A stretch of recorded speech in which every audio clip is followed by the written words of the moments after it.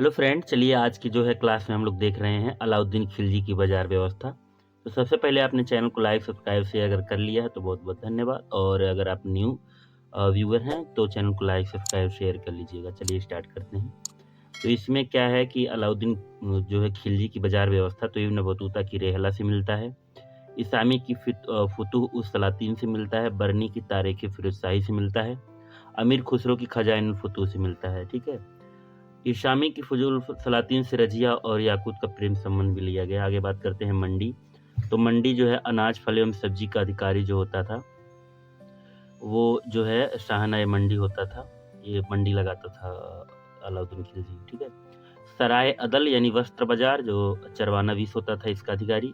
सामान्य बाजार घोड़ा मवेशी और दान इसमें होता था। दीवानी रियासत की जो है बाजार को मेंटेन करने के लिए चालू किया था। और राशनिंग पद्धति अनाज की कमी होने पर तुरंत मुहैया कराया जाता था। 4,75,000 केवल घुड़सवार थे, विशाल सेना थी अलाउद्दीन खिलजी की। सैन्य संगठन की बात किया जाए तो घोड़े की मिलावट, सैनिकों की मिलावट चालू किया था ये।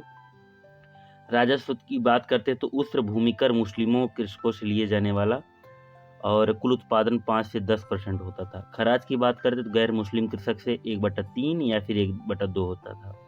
खुम्स की बात करें तो लूट संपत्ति सैनिक व राजस्व में विभाजन होता था। जजिया गैर मुस्लिम से कर लिया जाता था, 1/5 या 4/5 होता था। जब्त जो होता था धार्मिक कर था, मुस्लिम जो है प्रवाह से लिया जाता था। पहला शासक जिसने मद्य निषेध शराब पीना निषेध किया था ये अलाउद्दीन खिलजी। नोट की बात कर लेते हैं तो सल्तनत काल में जो है अलाउद्दीन खिलजी, दो शासक खिलजी व एमबीटी ने भू राजस्व 1/2 जो है 50% लिया था। आगे बात करते हैं अलाउद्दीन खिलजी ने पहला शासक जो था चरी और घरी कर लगाए थे, चरवाहों पर कर और मकान पर कर। दीवाने मुश्त खराज क्या होता था? बकाया राजस्व की वसूली करने के लिए। ठीक है, आगे बात करते हैं अलाउद्दीन खिलजी के जो है इसके समय में अकात खां, मंगू खां, हाउजी मौला का विद्रोह हुआ था। खिलजी जो है जीवन के अंतिम समय में संकालू हो गया और अपने सेनापति कफूर को बुलाकर कर रहने लगा और उसके मृत्यु के बाद उसके बेटे सिहाबुद्दीन के साथ अगला शासक बनाया गया। सिहाबुद्दीन की माँ जो है सत्यपाली रामचंद्र की पुत्री थी। ठीक है। काफूर का प्रभाव 35 दिन तक रहा। उसने अपने पायक सैनिकों ने मुबारक की राजा के अंगरक्षक हत्या करने के लिए भेजा, लेकिन मुबारक खान ने उन्हें अपने और मिला लिया, जिससे पायक सैनिकों ने कफूर की हत्या कर दी। खिलजी वंश का अंतिम शासक कुतुबुद्दीन मुबारक यानी मुबारक शाह खिलजी था।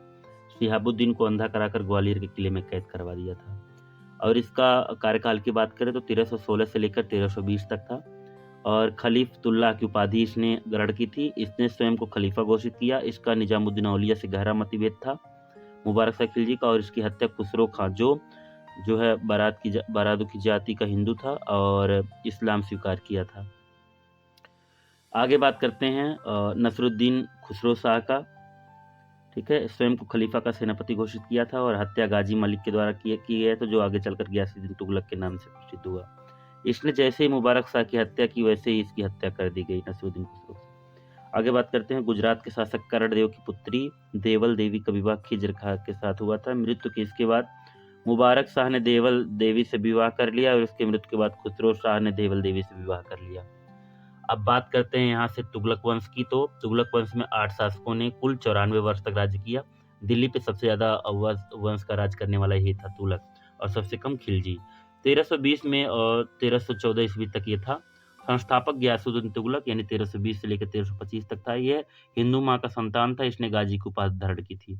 दिल्ली का पहला शासक था। इसने दक्षिण राज्य को मिलाकर के प्रत्यक्ष रूप से अपने राज्य में मिलाया। वारंगल उस समय रुद्र प्रताप थे और पहला शासक जिसने नहरू का निर्माण कराया। जूना खां गयासुद्दीन का बेटा यानी अफगानपुर में लकड़ी का महल बनवाया अपने पिता के स्वागत के लिए, और उसने हाथी से वह महल अपने पिता गयासुद्दीन के ऊपर गिरवा दिया और मर गया। मोहम्मद बिन तुगलक यानी गयासुद्दीन तुगलक के बाद मोहम्मद बिन तुगलक, उसके बाद फिरोज शाह तुगलक, 3 तुगलक को याद रखिएगा। योजना दोआब कर में वृद्धि, अकाल पड़ गया था, जबरदस्ती वसूला गया। राजधानी परिवर्तन किया, महाराष्ट्र देवगिरी दौलताबाद में बनाया। सांकेतिक मुद्रा का प्रचलन किया, यानी चांदी की कमी, तांबे का मुद्रा चलाया, ये सब। और खुरासन अभियान यानी बिना कुछ जाने एमबीटी ने 3,70,000 सैनिकों की भर्ती